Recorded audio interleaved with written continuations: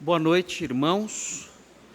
Nós vamos continuar hoje as nossas reflexões sobre Gênesis 33, versículos 1 a 4. É o texto que começamos a estudar na semana passada, mas na semana passada nós só introduzimos esse assunto e não tratamos do texto propriamente dito. Então hoje vamos ler o texto e vamos entrar em cada versículo dele. Diz assim Gênesis 33, versículos 1 a 4. Diz assim o texto sagrado: Levantando Jacó os olhos, viu que Esaú se aproximava e com ele 400 homens. Então passou os filhos a Lia, a Raquel e as duas servas. Pôs as servas e seus filhos à frente, Lia e seus filhos atrás deles, e Raquel e José por últimos. E ele mesmo, adiantando-se, prostrou-se à terra 7 vezes, até aproximar-se de seu irmão. Então Esaú correu-lhe ao encontro e o abraçou, arrojou-se-lhe ao pescoço e o beijou, e choraram. Irmãos, na semana passada eu mencionei a relevância teológica desse texto, destacando para os irmãos que esse texto quer realçar, quer frisar, quer focalizar o direito de Jacó e seus descendentes à terra da promessa. É por isso que ele está voltando para Canaã com os 11 patriarcas. E é por isso que Deus toca no coração do seu irmão, para que seu irmão Esaú não seja um obstáculo ao retorno dele, e ele possa então voltar para a terra prometida, para a terra que Deus lhe prometeu, e desse modo sinalizar desse modo que a terra realmente lhe pertence. Esse é o objetivo central dessa passagem, mostrar de forma indireta ou semi-indireta que a terra da promessa realmente pertence a Jacó, porque Deus prometeu essa terra ao seu avô Abraão, ao seu pai Isaque e a ele próprio em Betel. Ele está voltando para morar nessa terra, sinalizando com isso que a terra realmente é dele. Nós falamos sobre isso durante todo o tempo do sermão na semana passada. Dissemos que a promessa da terra, a propriedade da terra, o cumprimento dessa promessa de propriedade nunca se cumpriu. Jacó nunca teve a propriedade da terra, assim como Abraão e Isaque também não tiveram a propriedade da terra.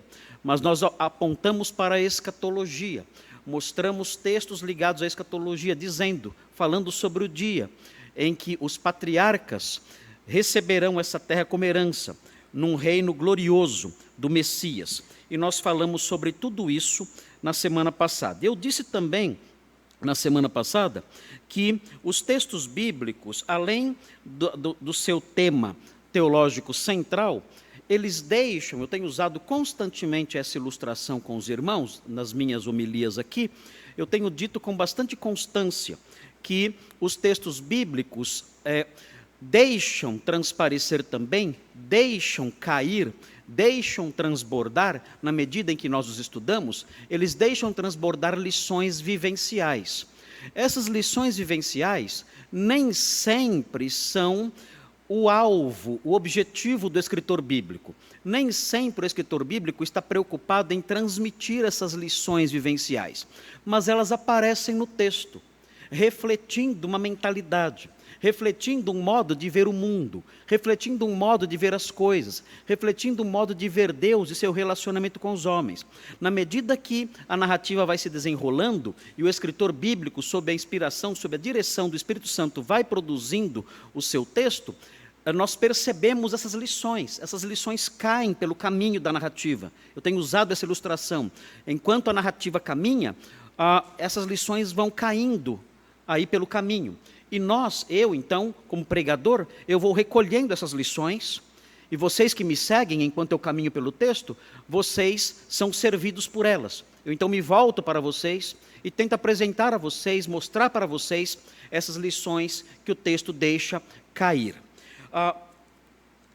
Entre essas lições, uma que está presente aqui nesse texto, e que eu quero apontar para vocês, que não é o objetivo do escritor ensinar isso, mas as lições aparecem aqui, como que incidentalmente, ou como que acidentalmente, entre aspas, já que é o Espírito Santo que move os homens a escrever, essas lições acabam aparecendo aqui.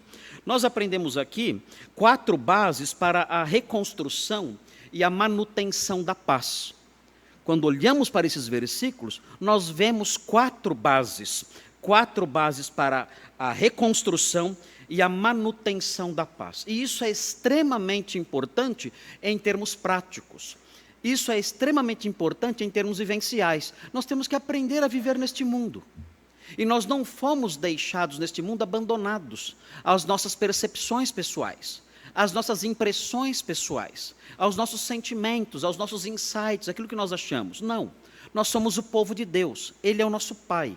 E sendo nosso Pai, Ele nos instrui, Ele nos toma pela mão e diz, olha, você deve viver deste modo, você deve agir assim.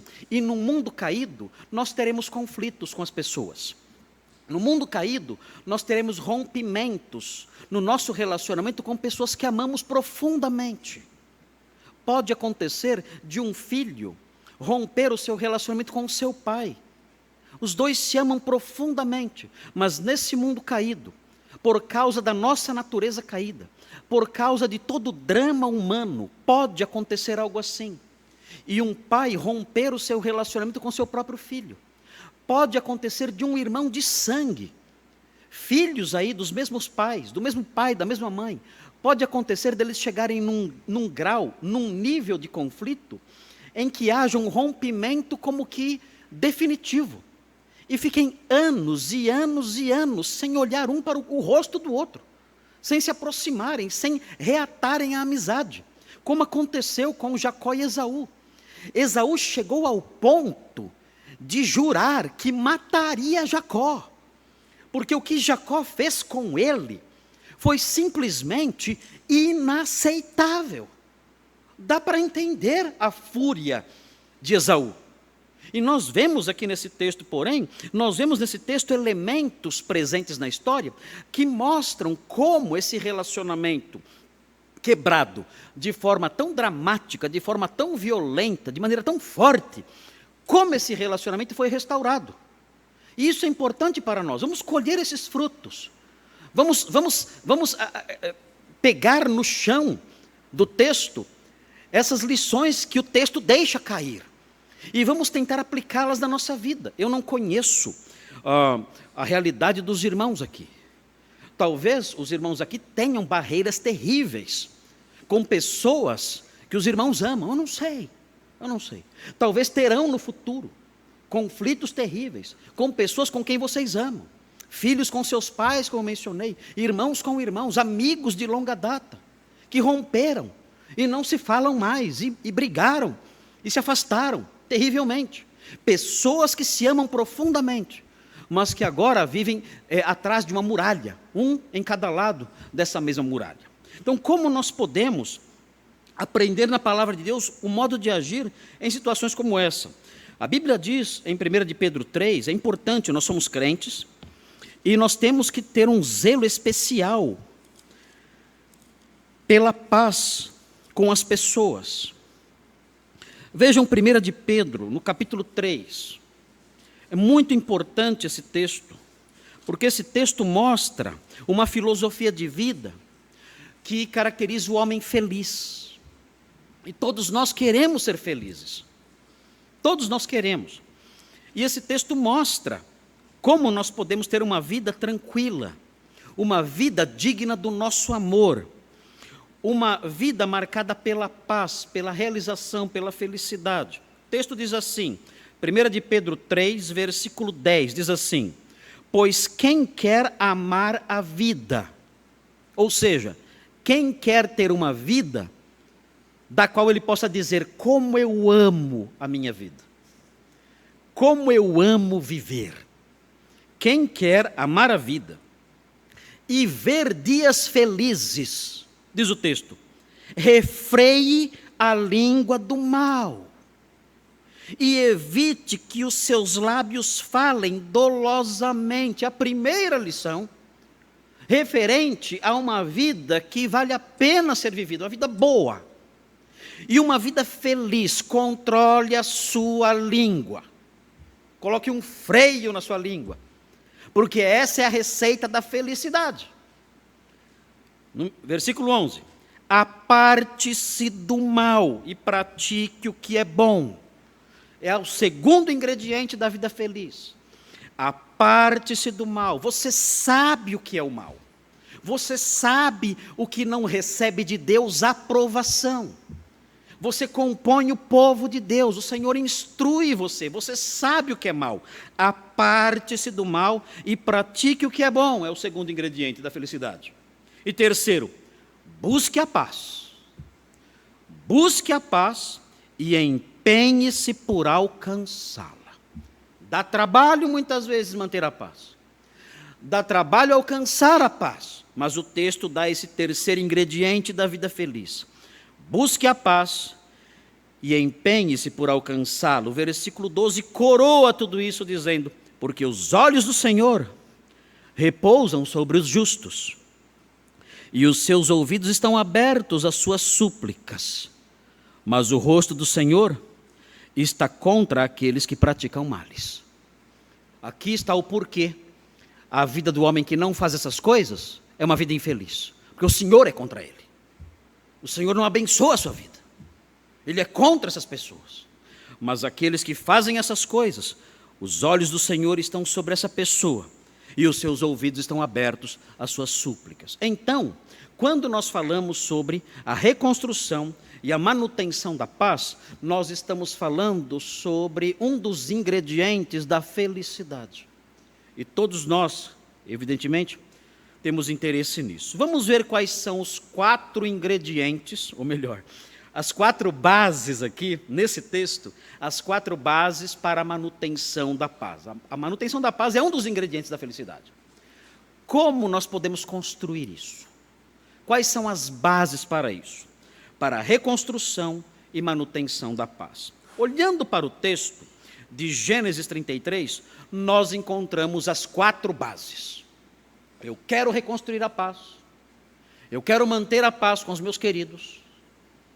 Eu quero ter uma vida marcada por relacionamentos amorosos, pacíficos, serenos, relacionamentos realizadores, alegres, saudáveis.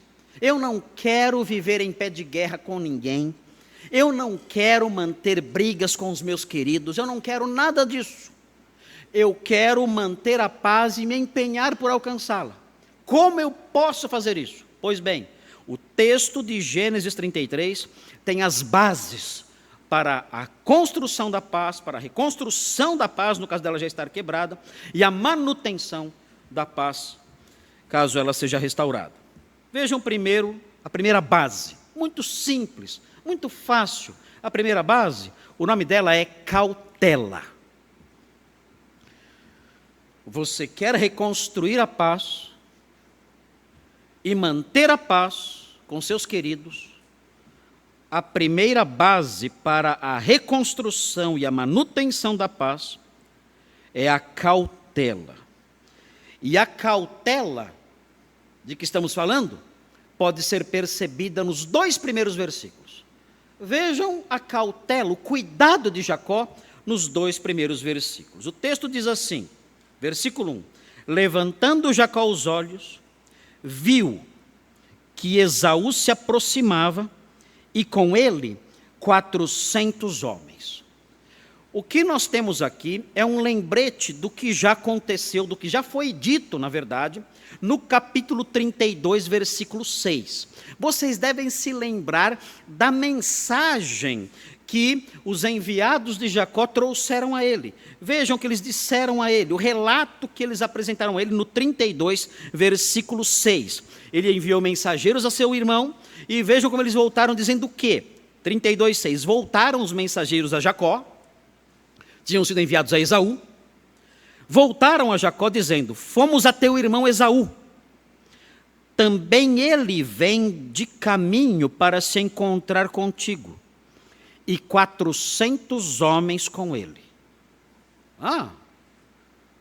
Agora, o texto nos faz recordar desse relato. Jacó está diante de algo assustador. E nós nos recordamos disso no versículo 1 de modo vívido. Jacó levantou os olhos. E agora, não é questão de um relato. Ele está vendo. Ele está vendo seu irmão se aproximando. O irmão que jurou que iria matá-lo. E seu irmão está se aproximando com 400 homens. Meu Deus, quais são suas intenções? O texto diz então que Jacó passou os filhos a Lia, a Raquel e as duas servas. Notem, os irmãos não devem esquecer por um momento sequer, para que os irmãos não percam o brilho, a vividez e as cores dessa narrativa, e do momento que é descrito aqui, os irmãos não devem se esquecer do que aconteceu no capítulo 27. O que aconteceu no capítulo 27? No capítulo 27, nós vemos a narrativa, o texto mostra Jacó furtando a bênção de Esaú. Como ele faz isso? Ele entra num acordo com sua mãe. Ele participa de uma estratégia maldosa, de má fé, com a sua mãe Rebeca. E ele consegue enganar o pai cego. Ele era um homem liso, ele não tinha pelos. Esaú tinha pelos. Então o que ele faz? Ele pega a pele de um animal e coloca no seu braço e no seu pescoço, para que seu pai, que é cego, ao tocar nele, pense que é Esaú. Ele coloca as roupas de Esaú para que Isaac, ao abraçá-lo, sinta o cheiro de Esaú, que era o cheiro do campo. E ele vai enganando seu pai. Quando seu pai fala: olha, o toque, o braço, o pescoço, o cheiro é de Esaú, mas a voz é de Jacó. Jacó para de falar. Na narrativa, Jacó diminui a sua fala pouco. Ele está enganando seu pai, ele consegue enganar o seu pai. E ele roubou a bênção de Esaú. Os irmãos sabem o que isso significava? Isso significava que Jacó roubou o futuro de Esaú. Ele prejudicou não somente Esaú, mas o seu futuro e o futuro da sua descendência. Era isso que estava em jogo nessa bênção. Essa bênção dizia respeito ao futuro daquele homem e ao futuro dos seus descendentes. E Jacó acabou com tudo isso. Isso não se faz. O prejuízo era enorme. Então não é à toa que nós encontramos no capítulo 27, veja no capítulo 27, versículo 41, ele está muito irado. Esaú não se conforma. O texto fala, num dos momentos mais tocantes do livro de Gênesis, que Esaú disse para Isaac: abençoa também a mim, meu pai. E levantou a voz e chorou. Ele sabia: o que será de mim agora? Do meu futuro, dos meus descendentes, o que será de mim agora? Abençoa-me também a mim, meu pai. E chora. Terrivelmente, tristemente, ele sabe o tamanho do dano que Jacó lhe causou. Então vejam qual é a sua reação, e nós podemos até entender essa sua reação no capítulo 27, versículo 41, diz assim: passou Esaú a odiar a Jacó por causa da bênção com que seu pai o tinha abençoado.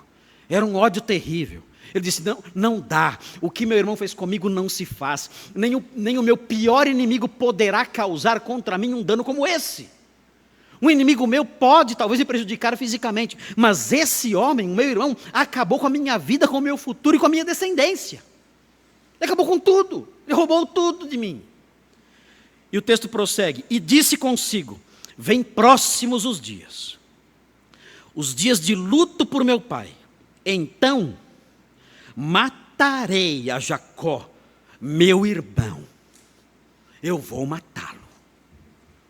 Porque o que ele fez comigo, ninguém teria o direito de fazer. Ninguém. Eu vou matá-lo. É esse o homem na direção de quem Jacó está indo. Este homem aqui. Não é um encontro de família normal.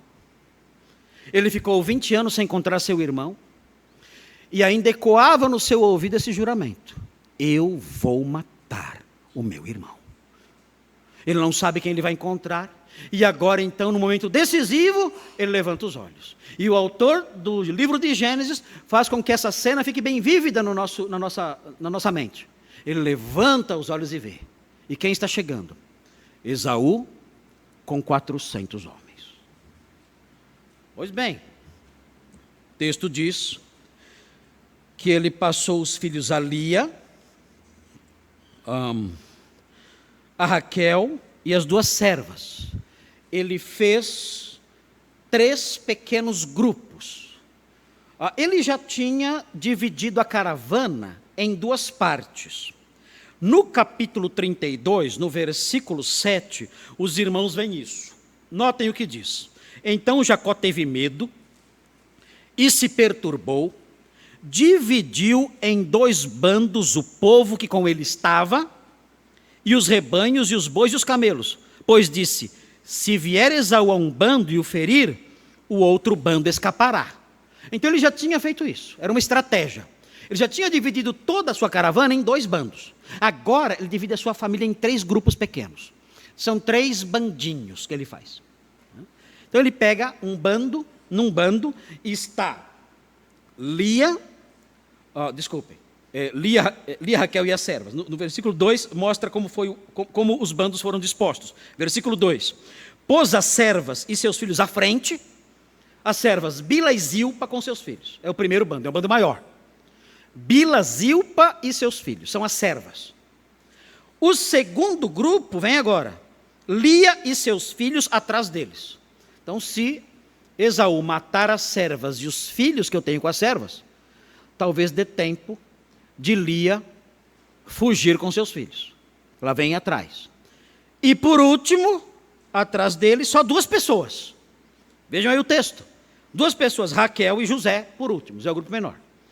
Por que ele deixou Raquel e José por últimos? Por quê? Claro, né? De quem ele gostava mais? Mas é errado um pai. Não interessa se é errado, o texto fala que ele fez isso. Não estamos aqui julgando se está certo ou errado o que ele fez. Mas o texto mostra que ele deu preferência para Raquel e para José. No versículo 29, no capítulo 29, virando um pouquinho as páginas, nós vemos que isso não é de surpreender. Capítulo 29, versículo 30. Fala assim, 29 e 30. E coabitaram, mas Jacó amava mais a Raquel do que a Lia.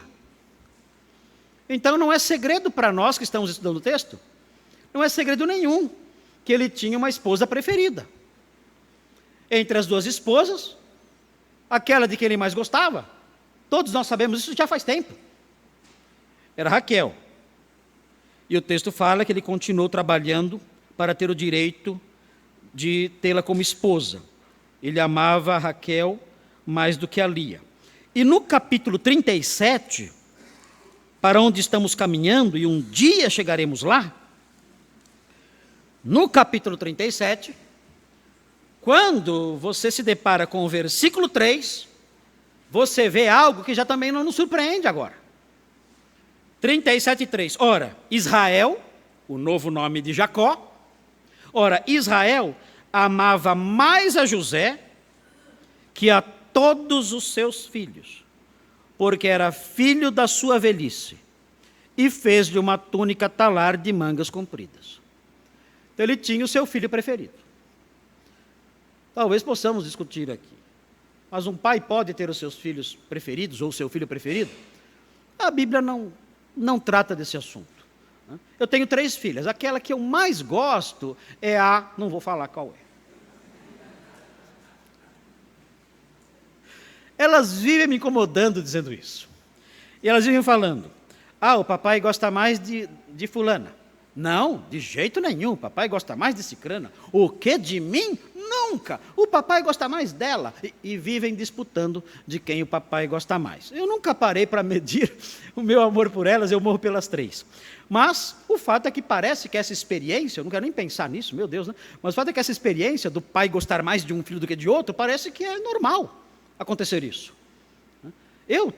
Meu pai teve 4 filhos, eu tenho minhas suspeitas de que eu não sou o preferido. E os outros 3 falam que eu sou o preferido. Então nós nunca sabemos. E quando perguntamos para eles, eles falam, olha, não, meu pai dizia assim, olha, vocês são como esses 4 dedos da minha mão.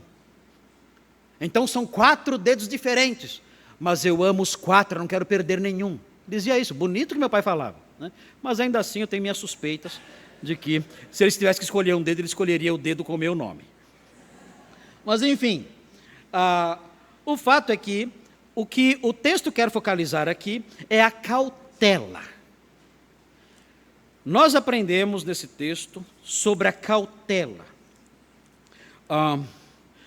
Jacó foi cauteloso. Na tentativa de reconstruir a paz, ele tomou medidas protetivas. Ele quis proteger a sua casa. Ele teve que colocar uma ordem, ele foi obrigado a isso. Não teve opções, ele teve que fazer isso. Nós podemos criticá-lo talvez pela sequência que ele seguiu, mas não sabemos o que faríamos no lugar dele. O fato é que, de qualquer modo, ele tomou medidas de cautela, de cuidado para proteger os seus familiares. E nós, na tentativa de reconstruir a paz, com pessoas com quem nós rompemos por algum motivo, com pessoas que amamos e com quem rompemos por algum motivo, nós temos que usar isso também. Temos que usar de cautela. Meu Deus, eu tenho que me reaproximar dessa pessoa.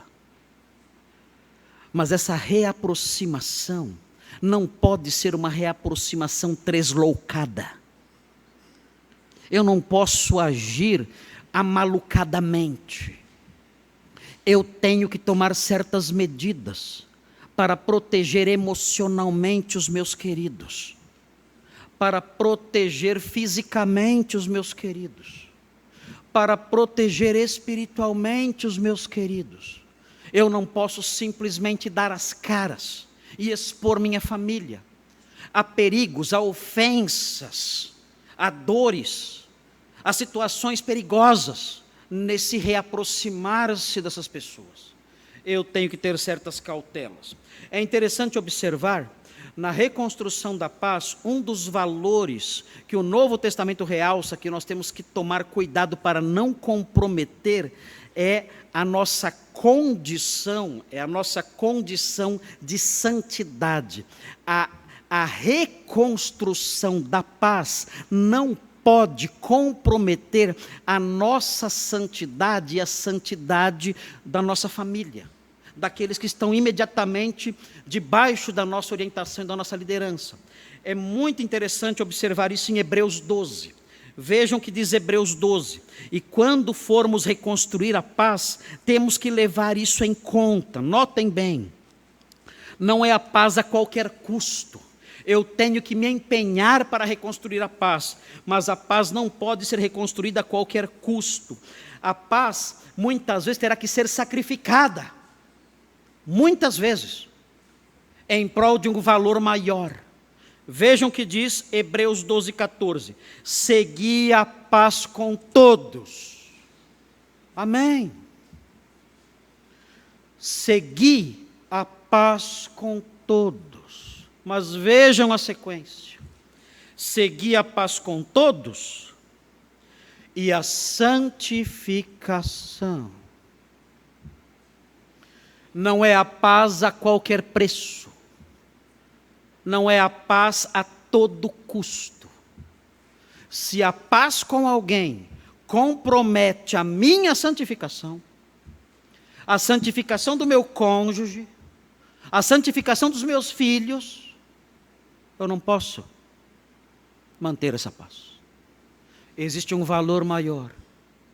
A santificação está acima da paz com os meus queridos.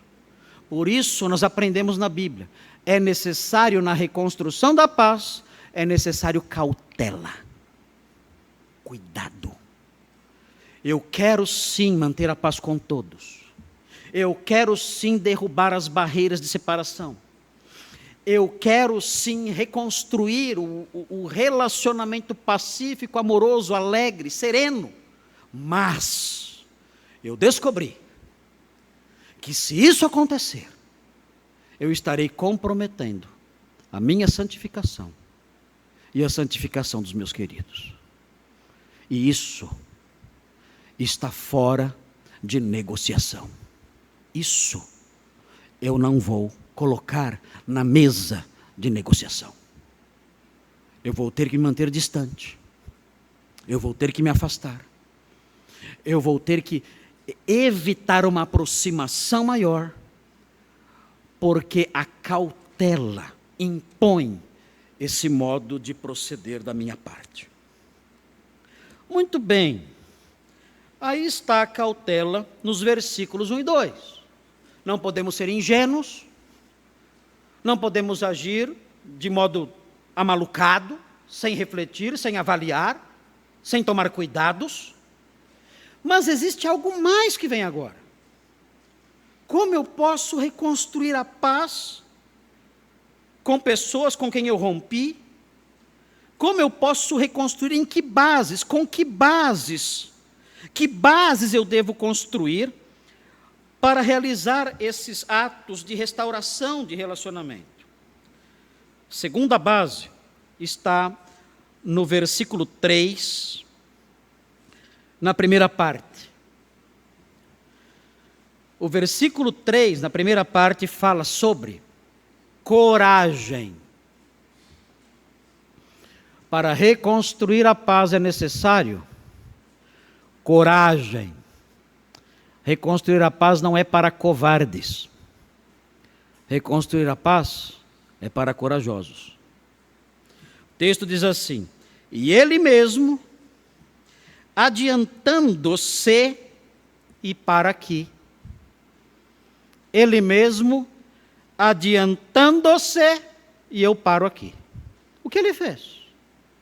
É interessante o que ele fez. Porque se os irmãos se recordarem da história, no capítulo 32 especialmente, é interessante observar. Ele mandou, a princípio, os seus servos com os rebanhos na frente. Está com medo. O versículo 7 do capítulo 32 diz que ele estava com muito medo, e com razão. E esse versículo, então, é a base para os seus atos. Ele, então, manda na frente os seus servos, com presentes para Esaú. Ele faz isso, está com medo, ele fica atrás. Depois, na sequência, ele manda sua família atravessar o ribeiro do Jaboque, e ele fica. Quem vai na frente? A sua família. E ele fica por último, sozinho, ali lutando com aquele homem que aparece ali, acerca de quem nós falamos alguns sermões passados. Ou seja, ele era o último dos últimos. A impressão que dá é que ele estava realmente se acovardando, porque para mandar as esposas, as servas, os filhos na frente e ele ficar atrás, ir por último, ainda que para ficar lutando com aquele homem misterioso, ainda assim, o fato é que ele está numa posição muito cômoda. Ele está por último. Mas agora, algo diferente acontece. O texto diz que ele se adiantou. Ele passou na frente da sua esposa, das suas servas e dos seus filhos. E se colocou como um escudo na frente deles. Coragem. Coragem. É interessante, não dá para não fazer uma digressão aqui. Não dá. Eu vou fazer uma digressão aqui. Moços, homens, rapazes, isso aqui é ser homem. Isso aqui é ser homem. É isso. O progressismo, o mundo ao nosso redor, está gerando menininhas com barba. No meio do povo de Deus, não. Menininhas com barba, não. No nosso meio, não. Nós somos homens. E um homem, o perfil de um homem, na Bíblia, é este aqui. É o perfil de Jacó. Ele vara noites trabalhando. Na geada durante a noite, no frio durante a noite, enfrentando feras e ladrões. O sol durante o dia, ele trabalha intensamente para sustentar sua família. Ele é o provedor da sua casa. Ele tinha lá 4 mulheres, brigando em casa o tempo todo. E mais 11 filhos, quebrando pau, era o inferno. Mas ele era o provedor que varava à noite para trazer o sustento para casa. Ele. Não jogava isso, não terceirizava essa função. Era dele. Aqui, ele se coloca como um escudo. Ele diz, há um perigo ali. Eu estou ferido, eu estou mancando. Eu fui aleijado naquela luta. Eu estou mancando, ferido. Mas eu sou o escudo da minha casa. Há ali um homem que prometeu me matar. E há com ele um pequeno exército daquele lado. E aqui deste lado está a minha família. Minhas esposas, meus filhos estão aqui atrás. Eu sou o escudo entre aquele pequeno exército e a minha família. Eu sou o escudo. Eu vou defendê-los com a minha própria vida. Essa é a função do homem.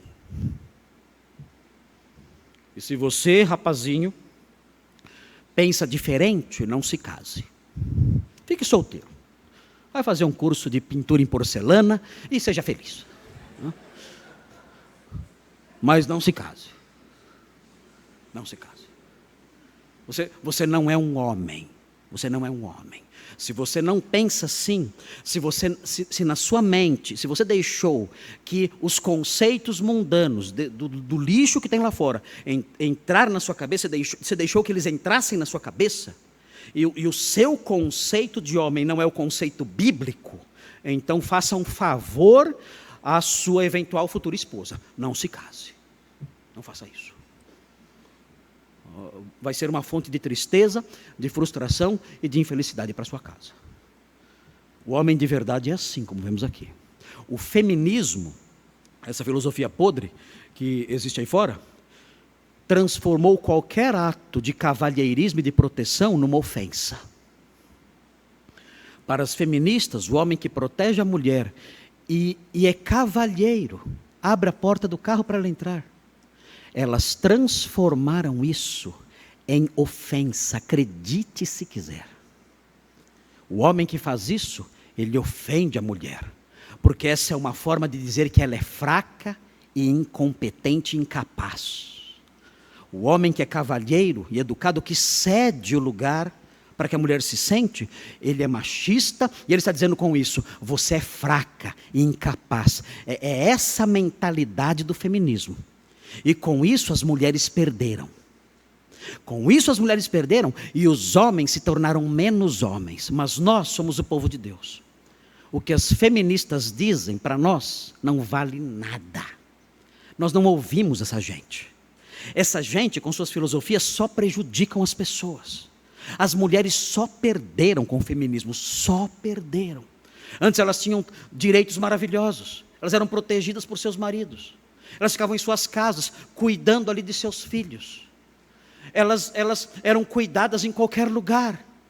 Nós as víamos num ônibus, nós nos levantávamos e dávamos um lugar para elas. Hoje temos medo de fazer isso. Temos medo que elas interpretem que isso seja uma ofensa contra elas. E tudo isso, esses prejuízos todos que o feminismo arrancou, trouxe para as mulheres, estão aí. Mas nós não, nós somos o povo de Deus, nós não deixamos que isso entre na nossa mente. É impressionante como as filosofias satânicas aí de fora só privam os homens do bem. Só. É impressionante. Como as filosofias que há aí fora só trazem prejuízos para as pessoas. Antes a mulher feliz em sua casa, com seus filhos, ali, contente. O marido saía para trabalhar, ela ficava em casa. Quem não queria isso? Quem não queria algo assim? Ela ficava lá com as crianças, desfrutando da proteção da casa, contente ali com os seus filhos, ali os seus filhos crescendo debaixo do cuidado dela. E agora? Agora ela passa 8 horas por dia dentro de uma empresa, mais 4 pendurada num ônibus, e a criança sendo criada por desconhecidos. E ela acha que ela realizou conquistas. Meu Deus, só um idiota porque ele realizou conquistas, pensando assim, vendo isso. Uma pessoa muito estúpida. Que conquista você obteve? Você perdeu tudo. Você perdeu a proteção do seu marido. Você perdeu o convívio familiar. Você perdeu o tempo com seus filhos. Você perdeu tudo. Mas o feminismo diz, não, isso são conquistas. Onde está a conquista disso?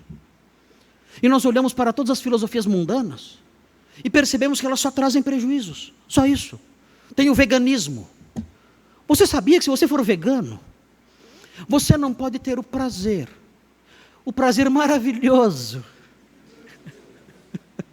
o prazer maravilhoso de manhã, sabe, cedinho, aquele friozinho, você entrar numa padaria e falar assim, eu quero um pingado e um pão com manteiga na chapa. Se você for vegano, você não pode fazer isso. O veganismo arrancou do homem até o pão com manteiga na chapa. Até isso. O veganismo tirou do homem o pingado. Até isso. E o diabo vomita essas mentiras na mente das pessoas e diz para elas, eu estou dando liberdade para você. Meu Deus. Liberdade. A liberdade de quem não pode, numa padaria, pedir um pão com manteiga na chapa e um pingado. Essa é a liberdade. E nem vou chegar na picanha. Queridos, é a piada. O mundo aí fora é um hospício. Satanás estupidificou a humanidade. São tolos, são loucos, são escravos de mentiras e dão risada por aí, achando que são livres e zombam de quem realmente é livre. São loucos. Assim é o mundo aí fora. Nós, porém, nós não nos deixamos levar por essas bobagens todas, não seguimos essas direções. A nossa regra de funcionamento na vida, nossa regra vivencial são as Escrituras. E as Escrituras nos ensinam, entre outras coisas, como é ser um homem. O homem faz isso, o homem é um protetor. Ele protege a sua esposa e seus filhos com a própria vida. Não importa se ele é um aleijado, como Jacó estava aleijado, não importa. Não importa se ele é um velho, se ele é um fraco, não interessa. Ele é um escudo.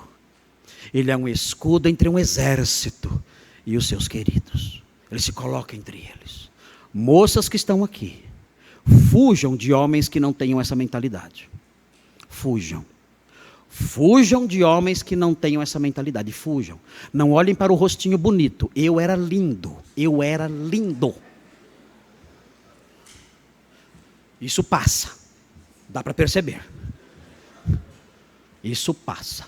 Não olhem para essas coisas. Isso tem valor, mas é secundário.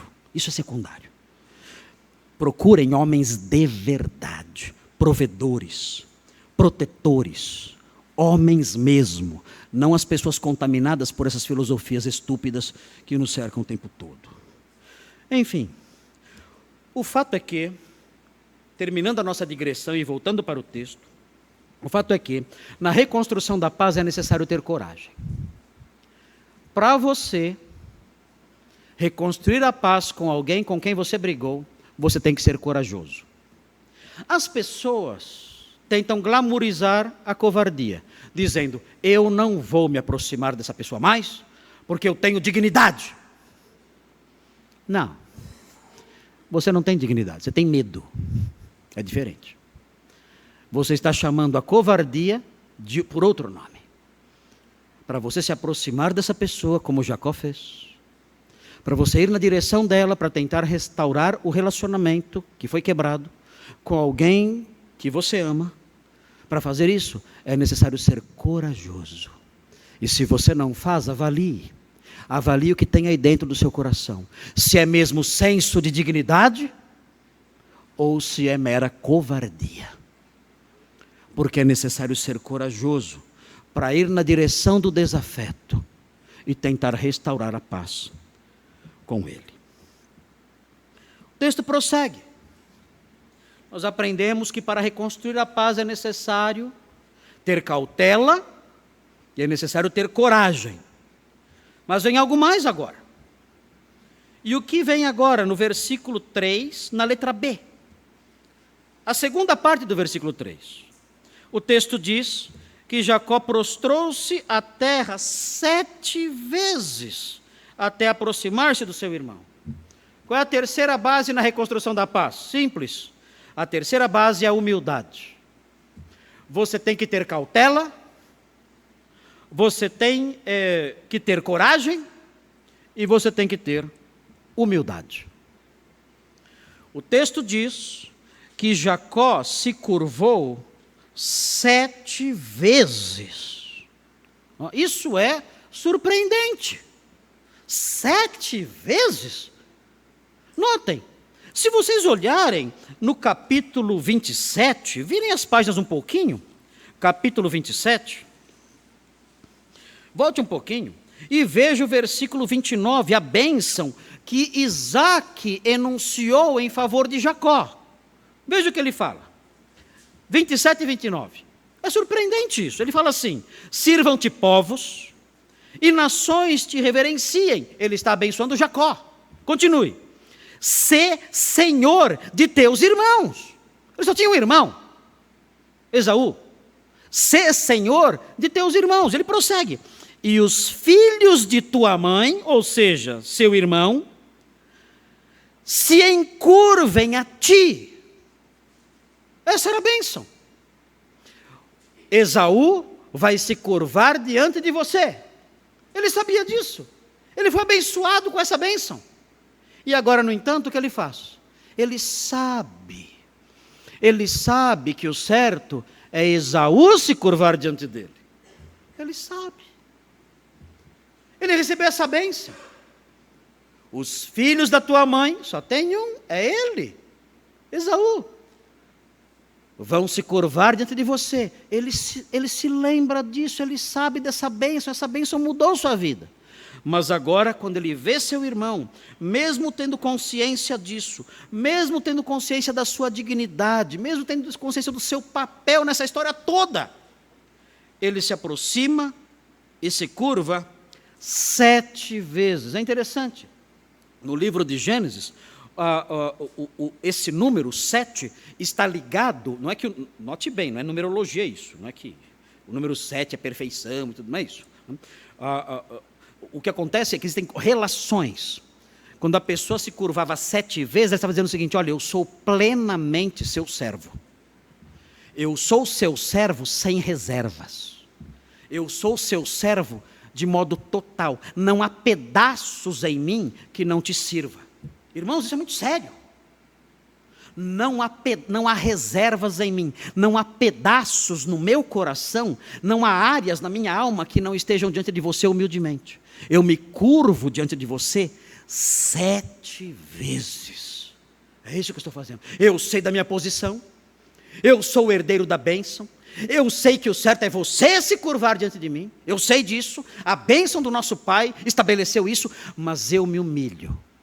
E eu me curvo diante de você 7 vezes, mostrando que não há reservas na minha humildade. Irmãos, sem isso, não dá para restaurar a paz com ninguém. Você tem que fazer isso. Você tem que se aproximar do seu desafeto, com quem você quer restaurar a paz, e você tem que se curvar 7 vezes. Não é algo ligado à nossa cultura, claro. Mas o que eu quero dizer, não que você tem que se curvar fisicamente, mas você deve se aproximar dessa pessoa com total disposição humilde, dizendo: olha, eu vim aqui, eu me humilho diante de você, para obter o seu perdão, para que restauremos a paz. Eu me humilho, plenamente, sem reservas. Eu também fui ofendido, mas eu não quero falar sobre isso. Eu sei que eu tenho meus direitos, eu tenho a bênção de Isaac, mas eu deixo de lado por um tempo. Eu estou aqui, com temor e tremor, humildemente, diante de você. E eu venho aqui, diante de você, com toda essa humildade, sem reservas, porque eu quero restaurar a paz com você. É interessante, voltando para o nosso texto de Pedro. 1 de Pedro 3, veja como isso é fundamental. 1 de Pedro 3, como é difícil isso. Mas o Senhor há de nos ajudar, porque a sua palavra é a nossa mestra. Temos que aprender essa lição. Temos que aprender a humildade que se curva 7 vezes. Temos que aprender a humildade, sobre a humildade completa. Temos que abraçar esse modo de vida, esse modo de reagir, esse modo de lidar com quem nos ofende, com quem se tornou nosso desafeto. Veja o que diz 1 de Pedro 3. Nós lemos a princípio o versículo 10, o versículo 11, o versículo 12. Agora eu quero ler o versículo 8 e o versículo 9. 1 de Pedro 3. Veja. Finalmente, diz o texto, 1 de Pedro 3, 8. Finalmente, sede todos de igual ânimo, compadecidos, fraternalmente amigos, misericordiosos e humildes. Humildes.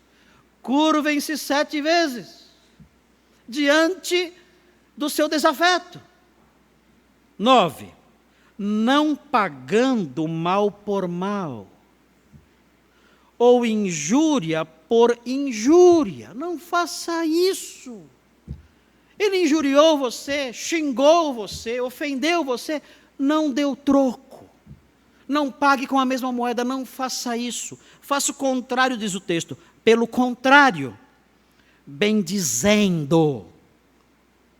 Diga algo bom para aquela pessoa e sobre aquela pessoa, pois para isto mesmo fostes chamados. Nós somos crentes, fomos chamados para viver assim, a fim de receberdes bênção por herança. O Senhor vai abençoar a pessoa humilde. O Senhor vai abençoar aquele que se dispõe dessa forma. O Senhor vai abençoar aquele que se farta de afronta e não dá o troco na mesma moeda. Ele vai abençoar essa pessoa. Faça isso. Sem isso, é impossível a restauração da paz. 3 bases até agora. 3 bases para reconstruir a paz. Primeira base,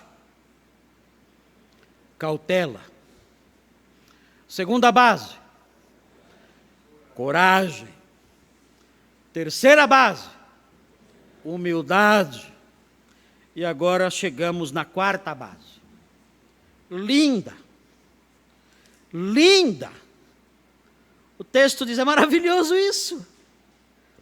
Então Esaú correu-lhe ao encontro e o abraçou.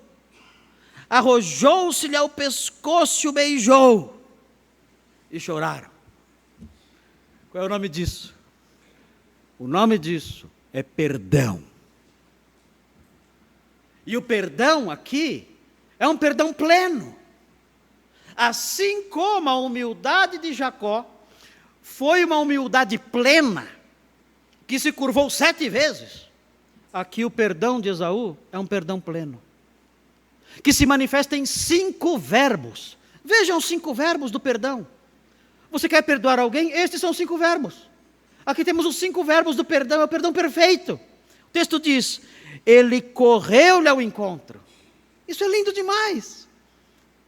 Ele sai na direção do seu irmão, soltando ali talvez suas armas, seu cajado, sua vara, ou sei lá o que, o seu bordão. Ele solta tudo e corre na direção do seu irmão. E ele o abraça. Imagina o impacto disso em Jacó, o alívio, quando o seu coração então finalmente descansa, seu irmão o abraça. Arrojou-se-lhe ao pescoço, ele o toma pelo pescoço e o beija. E o texto diz que os dois choraram. Tudo se desfez. Toda a mágoa derreteu. Todo o ódio passou. Os 2 irmãos estão ali. O exército atrás deles, a família do outro lado, e os 2 abraçados, ali, chorando, aos soluços, aos prantos, Esaú dizendo ao seu irmão, eu perdoo você. Ninguém nesta vida me prejudicou tanto quanto você. Ninguém fez tão mal a mim, a minha família e até os meus descendentes quanto você. Mas eu perdoo você. E o abraçou, e o beijou, e chorou. É o perdão completo, sem reservas. Senhor, o que o Senhor fez aqui? Eu não sei.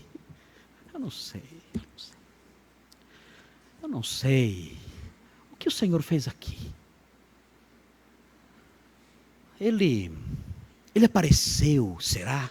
Será que ele apareceu à noite? Para Esaú, como ele tinha aparecido para Labão, em sonhos, e disse, perdoe seu irmão. Será que foi isso? Não sei. Labão queria prejudicar Jacó também, e Deus lhe apareceu em sonhos e disse, não faça isso. Será que aconteceu o mesmo com Esaú? Não sabemos. Será que os presentes que foram enviados antes foram aos pouquinhos amolecendo o coração dele? Não sei. Qual é o segredo?